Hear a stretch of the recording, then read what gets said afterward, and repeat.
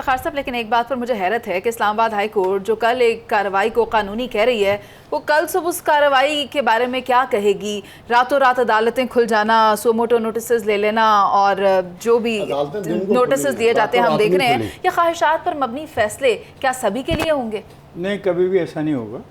ये तो एक ऐसा शख्स आया है पाकिस्तान की सियासत में कि वो जिस मर्ज़ी किस्म की वो सियासत करना चाह रहा है, उसको फैसिलिटेटर की ज़रूरत थी और फैसिलिटेट उसको किया जा रहा है। और आज तो कमाल हो गया कि अभी एक हम सुन रहे थे ऑडियो एक पार्टी की लीडर की अपने सीनियर लीडर के साथ, और वो लीडर कह रहा था कि भाई कुछ करो और सुप्रीम कोर्ट में जाओ, और फिर सुप्रीम कोर्ट में आज मामला चला गया। तो इतना अच्छा इंसाफ हो रहा है। तो ये इंसाफ सबके लिए होना चाहिए। ये मुझे भी मौका मिलना चाहिए जब मेरे पे पर्चा हो और मुझे गिरफ़्तार किया जाए तो मैं अपने किसी दोस्त को कहूँ कि यार जाके ज़रा चीफ़ जस्टिस साहब से मिल लेना, कल मैं जाना चाहता हूँ, पेश होना चाहता हूँ। तो ये इंसाफ का रवैया अगर है तो आई वेलकम दिस, इतनी अच्छा इंसाफ को मैं वेलकम करता हूँ। दूसरा सवाल आपका बड़ा ख़तरनाक है। हाई कोर्ट ने सज़ा दी और जो सुप्रीम कोर्ट है वो पैलेट कोर्ट है, और सुप्रीम कोर्ट ने कह दिया है कि वो सज़ा गलत है, मुलज़म को रिहा करो, उसको घर जाने से। ये जो बाकी चीज़ें आप कर रहे हैं ये किस कानून के तहत कर रहे हैं? और कितने मुलज़मों को आप पुलिस के पैरे में या रेंजर के पैरे में रेस्ट हाउसेज में ठहरा चुके हैं अब तक? एक लंबी लिस्ट है, अगर मैंने शुरू की तो दुख होगा सारों को। आपने तो लोगों के बारे में ये भी नहीं पूछा नैब के केसेस में कि 99 दिन गुजर गए हैं, किधर हैं ये? क्या ये पेश भी किए गए नैब के अदालतों में? नहीं किए, उनको आपने पूछा भी नहीं। लेकिन आप एक शख्स को ये रियायत भी दे रहे हैं और फिर ये भी कह रहे हैं चलो 10 दोस्तों को तुम मिल सकते हो। लेकिन यह है कि कोशिश करना कि मोबाइल इस्तेमाल ना करो। सर, आप क्या तासर दे रहे हैं? 22 करोड़ लोगों को ये सारी बातें समझ आ रही हैं और वो देख रहे हैं और सुन रहे हैं, और फिर कहना किसी को, क्या हर पेश होने वाले को आप ये कहते हैं कि मुझे आपको देख के बड़ी खुशी हुई? अगर आपकी ये रवैया, तो इस रवैये को मैं अप्रीशिएट करता हूँ। ये तो आपका बड़ा इंसानी रवैया, ये एक बड़ी इंसानी खूबी होती है कि आप हर आदमी से इस तरीके से पेश आएँ। आप एक खान को बुलाते हैं तो दोनों खान चले जाते हैं रोस्टरम की तरफ, तो आप कहते हैं कोई नहीं, ठीक है, आप दोनों ही आ जाइए। मैंने जो ये सारी चीज़ें मैं आपसे अर्ज़ कर रहा हूँ, इसमें कोई मैं अपने पास से चीज़ नहीं मैं डाल रहा। तो मैं ये तवक्को करता हूँ, मैं काफ़ी दफ़ा आप ही के प्रोग्राम में ये तवक्को कर चुका हूँ कि PPC के तहत होने वाले तमाम मुकदमात जो बहुत सारे लोगों पे हो रहे हैं और उनको रिलीफ मिल रहा है फ्रॉम द सुप्रीम कोर्ट पहले दिन ही, वो सबको दिया जाए। और यही रवैया सब। और अच्छा, एक मुझे बड़ी खुशी हुई है, थैंक्स गॉड, अल्लाह मियां ने बड़ी मेहरबानी की। जिनको चोट लगी थी अपने टांग पे, the way he has come to the court, वो काबिल तारीफ़ थी कि इतनी जल्दी माशाल्लाह रिकवरी हो गई है। You can see him right now, he is coming.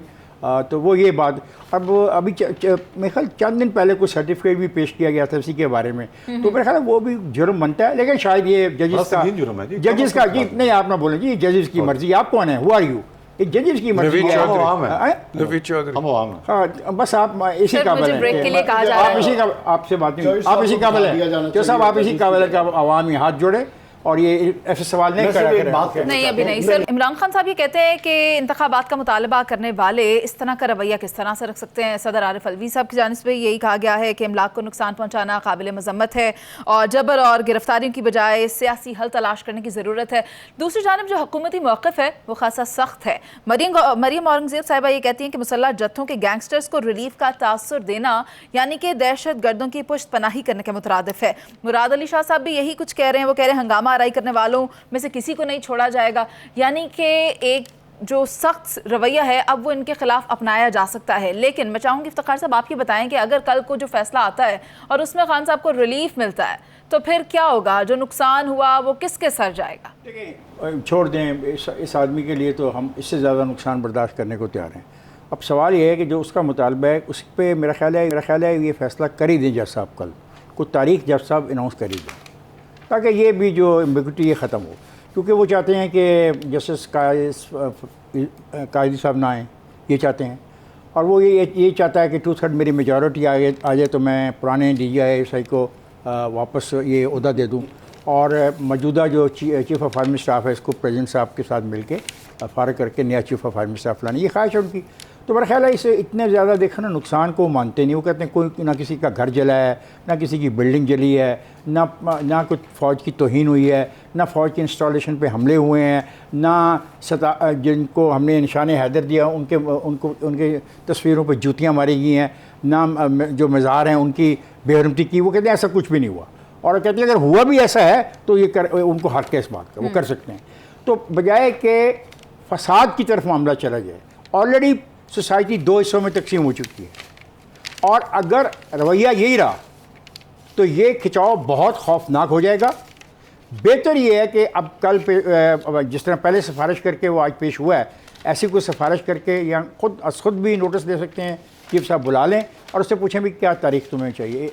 2-3 तारीखें उससे ले लें जो इसमें फॉल करती हों कि वो सितंबर से पहले ट्रांसफ़र ऑफ पावर हो जाए। कैसे होगी मुझे नहीं पता, वो क्या आईनी उसकी हैसियत होगी मुझे नहीं पता, लेकिन ये मेरा ख्याल है इस मामले को भी ख़त्म कर दिया जाए। और ये जो हमारे कुछ दोस्त कहते हैं ना कि ये इतना ताकतवर है, ये इतना ताकतवर है कि लोग पागल हो जा रहे हैं, दीवाने हो जा रहे हैं वोट देने के लिए। लोग तो घरों में बैठे हैं, बस जैसे ही अनाउंसमेंट होगी ना वो पहुंच जाएंगे वहाँ पे पोलिंग स्टेशन पर। तो ये मसला भी ख़त्म हो। देखे ना 2 दिन जो हुआ वो आपने भी देखा, मैंने भी देखा, सारे पाकिस्तान में हुआ। मासवाए अपना किस जगह नहीं हुआ, बलूचिस्तान में हुआ, कराची में हुआ, सारे और खैबर पख्तूनख्वा में तो बहुत खौफनाक हुआ, और पेशावर शहर में तो जो वाक़यात हुए अफसोसनाक है। तो मैं कहता हूँ एक दफ़ा ये मसला ख़त्म हो जाए ताकि हम आगे तो जाएं और जो तकसीम है सोसाइटी के अंदर ये सिविल वॉर में ना बदल जाए। भाई इस किस्म के फैसले अगर हुए तो लोग महसूस करते हैं, लोगों का रद्द-ए-अमल, इस पे कहते हैं लोगों का रद्द-ए-अमल, वो कहता है कि मेरी गिरफ्तारी की वजह से लोगों का रद्द-ए-अमल ऐसा हो गया, ये कह रहे ना। तो रद्द-ए-अमल लोगों का, दूसरे लोग भी तो इस मुल्क में रहते हैं, सिर्फ यही लोग नहीं इस मुल्क में रहते। तो बराए मेहरबानी इससे पूछ लिया जाए तारीख कौन सी चाहता है इलेक्शन की, फिर उसमें तरीकाकार तय करना पड़ेगा भी कितनी देर का शेड्यूल होगा, कागजात नामजदगी कैसे। बड़े अफसोस की बात यह है कि बात शुरू यहीं से हुई कि आप मुज़ाकरात की टेबल पर आ जाएं, यानी जज साहिबान अभी भी मशवरा दे रहे हैं कि आप मुज़ाकरात करें। देखिए मैं जज साहिबान के बारे में कुछ नहीं इसलिए कहना चाहता कि फ्यू ऑफ देम को मैं पर्सनली जानता हूँ, मैं उनकी रिस्पेक्ट करता हूँ, और इस मामले में ये ना हो कि वो मेरी रिस्पेक्ट छोड़ दें और मैं उनकी रिस्पेक्ट छोड़ दूँ। कानून की बात है वहाँ तो फिर रिस्पेक्ट की बात मैंने आइन और कानून की बात कर दी है। मैंने कह दिया कि भाई पाकिस्तान को मजीद आग, लूट मार, तशद्दुद, इंसानी जानों के ज़िया से बचाने के लिए इस शहजादे से पूछ लें किस तारीख को इलेक्शन चाहता है, ये के ऑन द आपके सामने, और फिर इस पे आप बाकी लोगों को भी अगर आपके कहने पे आते हैं तो उन्हें बुला लीजिए। इफ्तिखार साहब की राय लेनी। इफ्तिखार साहब आप ये बताएं कि सियासी इमलाक को नुकसान पहुंचाने वाले और जो इनके सियासी लीडर्स हैं, जिनमें कि डॉक्टर यास्मीन राशिद का भी जिक्र किया जा रहा है, जिनकी हिदायत पर कोर कमांडर के घर पर ये हमला आवर हुए हैं, और जो लीडर्स जिनको गिरफ्तार करके डयाला जेल मुंतकिल किया गया है, ये किस किस्म के रवैये के मुस्तहिक हैं और कल क्या होता है इनके साथ? बता दिए सदर साहब ने कि गिरफ्तारियाँ नहीं करनी चाहिए। सदर साहब ने खुल के बयान कर दिया, उन्होंने इस मुल्क के प्राइम मिनिस्टर को लिखा है कि गिरफ्तारियाँ न करें, आप उनको छोड़ दें, और अमलाक को नुकसान पहुँचने काबिल मजम्मत ज़रूर है लेकिन गिरफ्तारियाँ नहीं करनी है। तो मैंने ये आपके सवाल का जवाब है। अब मैं इसमें क्या कर सकता हूँ जब सदर पाकिस्तान क्या कह रहे हैं, उनको एहसास ही नहीं हो रहा कि पूरी की पूरी फ़ौज का मोराल पता नहीं कहाँ पर पहुँच गया है, और जो खौफ और डर था वो भी लोगों के ज़हनों से उठ गया। सिर्फ आप सिलेक्टिव किस्म के फैसले करते हैं, ये गलत है। बाकी ये जो बार बार एक बात की जा रही है ना कि मिल बैठो और फैसले करो, मिल बैठो और फैसले करो, मिल बैठ के फैसले करने में तो कोई बुराई नहीं है, बशर्ते कि शामिल होने वाले तमाम फ्रीक एक दूसरे का एहतराम करें। बिल्कुल सही। यहाँ पे ऐसा नहीं हो सकता कि एक फ्रीक है वो अपने आप को लाडला समझता हो और वो कहे कि मैं बात नहीं करता, अगले चोर हैं, ऐसी नहीं होगी बात। और मैंने खदशे का इज़हार किया है, उस पर मैं बंद कर रहा हूँ अपनी बात को। सोसाइटी बुरी तरह तकसीम हो गई है। अगर ये रवैया जारी रहा तो मुश्किलात गली मोहल्लों, स्कूलों, कॉलेजों, यूनिवर्सिटियों, अदारों में आ जाएंगी।